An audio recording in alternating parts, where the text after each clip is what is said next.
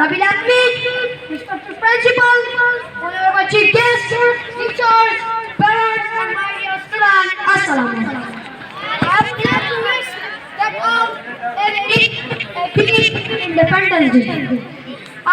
Today, I am here to present a speech on independence.